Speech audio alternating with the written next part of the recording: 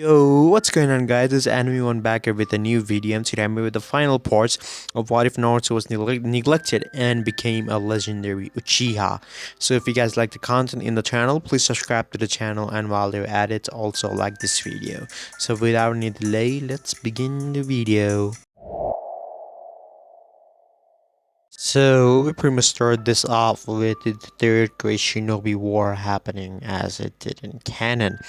Everything happens as it did in canon. Gaara is elected, Kakashi, Darui, and Mifune are elected the generals of their own division. Right? As that happens, since I did mention in the previous video that Kabuto did get killed, Orochimaru is not alive, and all this is happening, Madara will not be revived unless Naruto decides that he wants to use Obito as a vessel for Madara to get revived via Rene Tensei.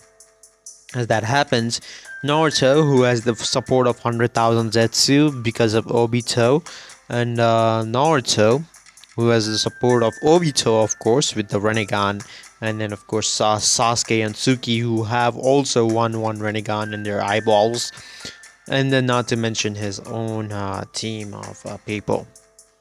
So the fourth Great Shinobi War starts off as usual, and unfortunately in this case, even if there are no Edo Tensei and Zetsus are sort of weak, the overall team that Naruto has built is more than strong enough to take care of the five great nations. Now, what do I mean by that?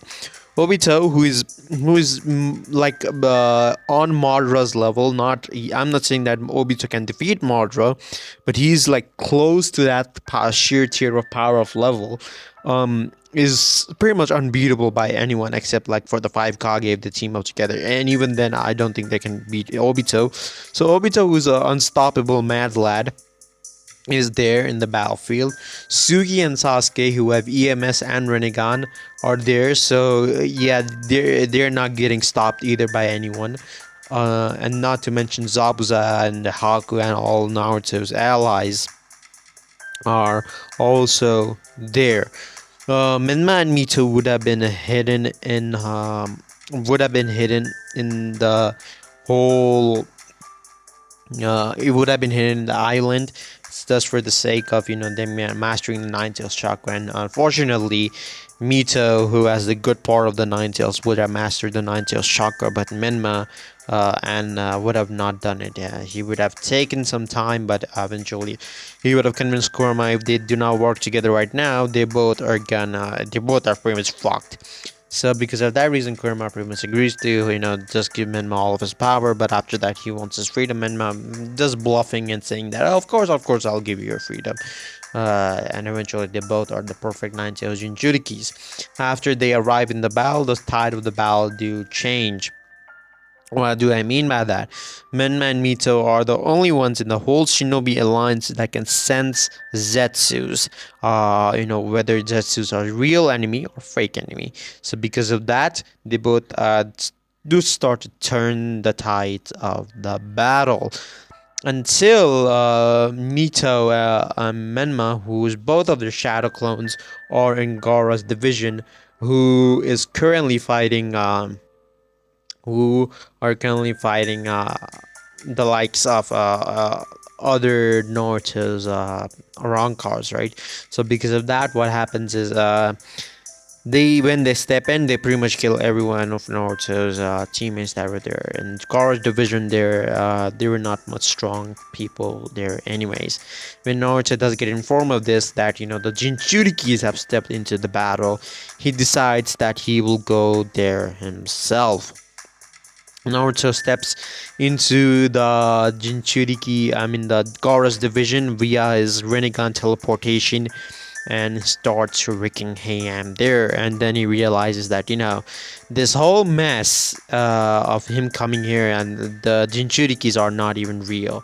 He sort of gets pissed and starts wreaking havoc, and he drops the meteor on the division as Onoki is not here since the second Mizukage second Tsuchikage was not revived, so Onoki is not here. And because of that, there's no one to stop the meteor, and the meteor pretty much kills everyone. Only a few survivors are left. And once that happens, the five Kage do get informed of this, and all of them arrive to the battlefield to face off against Naruto via Minato's teleportation or flying Raijin Jutsu. Once that happens, the battle between Naruto and the five Kage begins. By the other side of the battle, Obito and Suki are currently facing off against Menma and Mita, and currently the battle is really even. There's no like winning or losing. And again, since the other divisions are also getting a battle of their own, what I mean by that is Sasuke is fighting Kakashi's division, and Sasuke and Zabuza with their team. As well, Zabuza is a S rank in this one since he did train with Naruto for a long period of time, and because of that, Zabuza has gotten a lot stronger. Because of that, Kakashi and Guy cannot come to help him because they have their own hands full with both of those Shinobis in the battlefield, and because of that, things are not looking good for that alliance. Naruto soon starts to toy with the five Kage, and then soon reveals his perfect Susanoo. His perfect Susanoo is the color of golden color. It's golden color with the red eyes, and it's as big as Madra's perfect Susanoo was. The five Kage's will are absolutely broken when they see Naruto with this monstrosity of a thing, all just lying above, and Naruto just says to them, that he will bring the peace to the world. Once that happens, Naruto gets the information via Zetsu that Menma and Mito are actually overpowering Suki and Obito. Once Naruto does get to know about this, he just spears the five Kage and just goes to capture the Nine Tails, since that's the only Jinchuriki that he needs in order to complete his plans and revive the Ten Tails. Once Naruto does arrive on the battle with Obito and Menma, it's pretty obvious. Naruto summons the Geto statue since Menma and Mito are pretty weakened by battling Obito and Suki. Naruto uses his limbo clones to pretty much get them out of the way, just fuck them up, and then soon he attaches the Geto Mazo's chains onto their Nine Tails form that they had unleashed in order to fight Naruto. Once their chains are there, Naruto pretty much extracts the Nine Tails out of both of them. Once that happens, the Geto Mazo starts to scream in agony and pain, as its eyes are, just shooting out blood, and everything is happening. As that happens, soon the Ten Tails comes to life. Once the Ten Tails comes to life, Naruto goes through several hand signs and becomes the Ten Tails Jinchuriki. Once Naruto does become the Ten Tails Jinchuriki, he remembers something that had happened a few days ago. Flashback, Naruto, who was currently sleeping in his mindscape, Hagoromo had appeared, and he had talked with Naruto about his plans and all that stuff. Naruto had told about his plans to Hagoromo, and Hagoromo was like, okay, you're pretty much trying to do pretty much to right the wrongdoings that I did. And Naruto is like, yeah, I'm pretty much trying to do that, and for that I will need the power of the Ten Tails in order to do that. Hagoromo is like, okay, fine, just do whatever the fuck you want to. So once Naruto does that, once he becomes the Ten Tails Jinchuriki, Naruto figure out this technique of nuclear fission. Once Naruto does, he did figure out this technique of nuclear fission, because the technique that he's going to use is going to require a lot of chakra. And because of that, even though Ten Tails does not have enough chakra to supply Naruto with the amount of chakra that he needs. So Naruto starts going through hand signs, and when he does, 10 tails appear behind Naruto as his eyes stretch up and his eyes become slit. He enters 10 tails Baryon mode. Once Naruto does enter Ten Tails Baryon mode, Naruto is very much aware that he will die along with the Ten Tails. Once Naruto is aware that he will die along with the Ten Tails, what Naruto does is pretty much goes through hand signs as much as his power is, and then every single person in on Earth, their chakra starts to disappear. Naruto is doing this not in a way that all of them will die. Naruto is pretty much taking back all the chakra that was supposed to belong to the Jubi by doing the Baryon mode thing. Once Naruto does that, all the chakra comes back to Naruto, and all the humans in the planet become chakraless.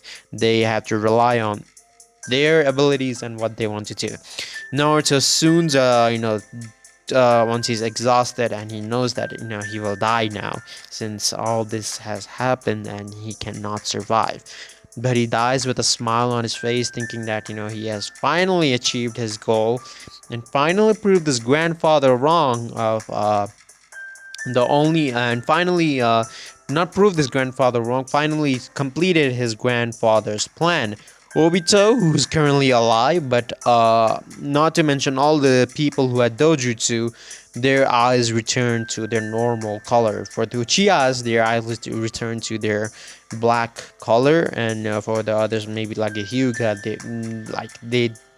they have normalized. Let's just say that, right? So everyone is happy except for a few people, and that is Suki and the people that Naruto had rescued.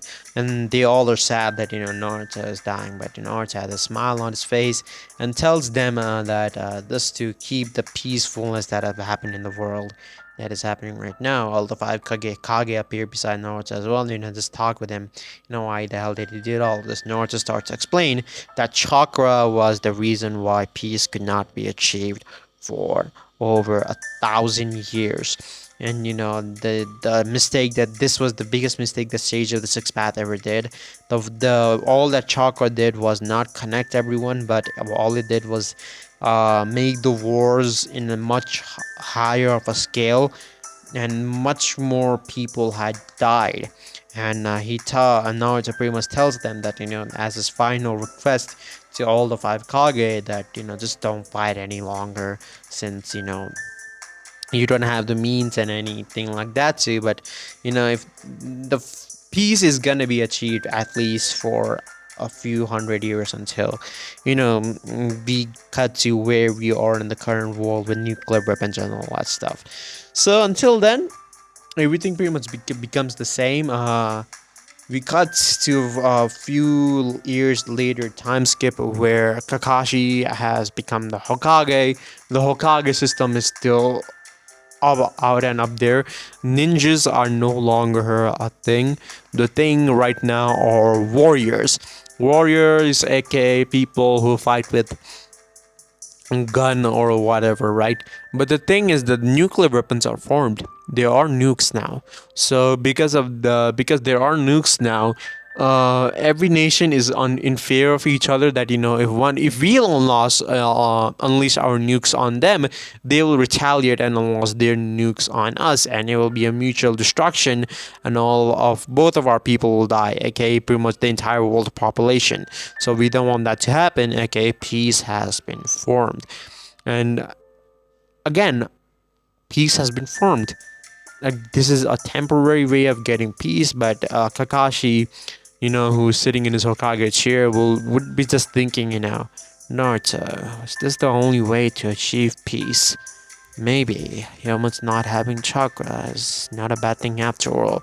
The shinobi system that we fought so hard for so many years has finally been demolished, and well, Kakashi would think, looking up at the sky, you are the one who achieved it. Suki is never gonna fall in love with anyone else, but I guess it's fine. Kakashi would sigh in his mind as he would get back to his paperwork, and soon we cut to the end of the series. This series, was the final part of the series, was a little small, but again, there's not much to cover in this final part. Anyway, so yeah, hopefully you guys liked it, and I'll see you guys in the next one. Until then, peace out, guys, and again, share this video with many of your friends as possible. We want the channel to grow, and the channel is not being doing so good lately. So yeah, I'm gonna be constantly uploading, but then again, your guys' support is the thing that's gonna get the channel going. So again, share this video with many of your friends as possible so that our channel could grow, and like this video and subscribe to the channel as well. So again, I'll see you guys in the next one. Until then, peace out, guys. See you in the next one.